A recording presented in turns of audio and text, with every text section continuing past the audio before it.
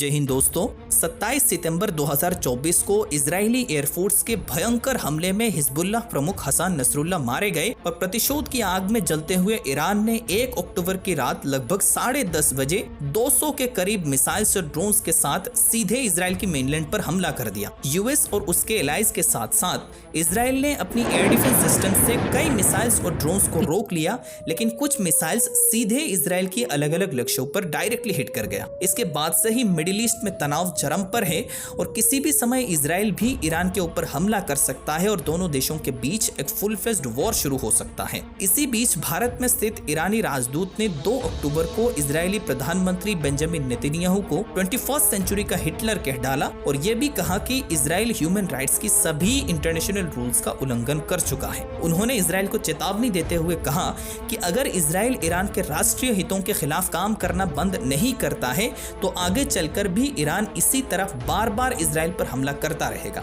उन्होंने ये बात भी कही कि भारत इस क्षेत्रों में एक बहुत ही महत्वपूर्ण शक्ति है और भारत चाहे तो इस मामले को हल करने में हमारी मदद कर सकता है, क्योंकि भारत के दोनों देशों के साथ ही अच्छे संबंध है। बहरहाल इसके कुछ समय बाद ही खबर आती है कि भारत, जो कि अब तक इस युद्ध में एक न्यूट्रल पोजीशन अपनाया हुआ था और ईरान और इजराइल दोनों को ही संयम बरतने की सलाह दे रहा था, अचानक अपने 3 युद्धपोत INS शार्दुल, INS तीर और ICGS वीरा को सीधे ईरान की वाटर में भेज देता है और वहां से ईरानी नौसेना के युद्धपोत उसे रिसीव करके ईरान के अब्बास बंदरगाह ले जाते हैं। इसके बाद से सोशल मीडिया पर अटकलों का मानो तूफान आ जाता है कि खास करके इस समय जब इजराइल किसी भी वक्त ईरान पर हमला कर सकता है और दोनों देशों के बीच एक फुल फ्लेज्ड वॉर शुरू होने की आशंका है, ऐसे समय में भारत का इस कदम का क्या मतलब हो सकता है।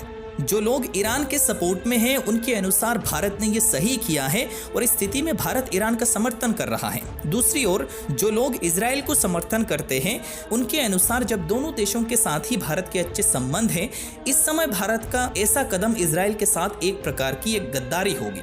कुछ लोग तो ये भी मान रहे हैं कि सिंस भारत रशिया की करीबी सहयोगियों में से एक है और किसी भी स्थिति में भारत डायरेक्टली या फिर इनडायरेक्टली रूस का समर्थन करता है, इसलिए हो सकता है कि भारत ने रूस के संकेत पर ही ऐसा कदम उठाया है। लेकिन सच कहूं तो दोस्तों, इन बातों का ना कोई आधार है और ना इनमें कोई सच्चाई है। हाँ, यहाँ पर एक ट्विस्ट जरूर हो सकता है और वो ट्विस्ट क्या है मैं थोड़ी देर में आप लोगों को बताने वाला हूँ। पहले आप लोग इकोनॉमिक टाइम्स का ये आर्टिकल देखिए। इसमें भारत के इस कदम का जो मेन ऑब्जेक्टिव है उसे ही स्पष्ट किया गया है। यहाँ साफ कहा गया है कि इंडियन नेवी ने कहा है कि इस विजिट का जो प्राइमरी ऑब्जेक्टिव है वो दोनों देशों के बीच समुद्री सहयोग और आपसी संबंधों को आगे बढ़ाना है।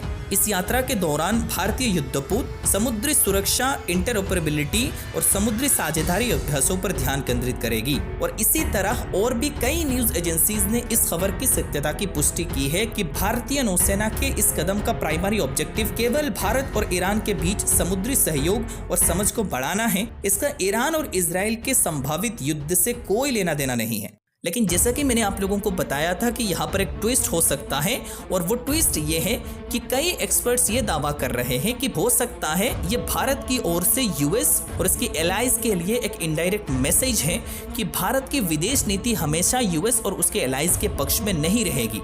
भारत एक स्वतंत्र और सॉवरेन देश है और भारत की विदेश नीति यह निर्धारण करेगी कि किस देश के साथ उसका क्या हित है। और एक संभावित ईरान इजराइल युद्ध में भारत अमेरिका और उसके एलाइज की नीति का आंख बंद करके समर्थन नहीं करेगा, ये भी एक संकेत हो सकता है। उम्मीद करता हूँ आप सभी को बात समझ में आ गई होगी।